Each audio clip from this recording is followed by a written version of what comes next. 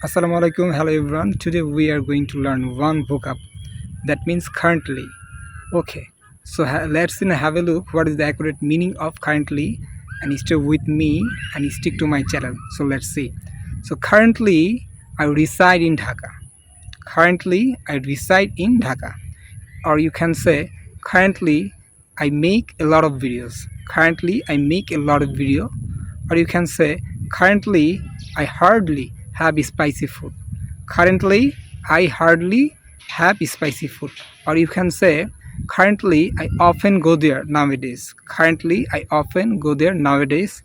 Or you can say currently I am a YouTuber. Or you can say currently I am a content creator. I am a content creator. And I have a question to you. Currently, what are you doing right now? Please make a comment. So, in such a way, you can create this kind of word with currently.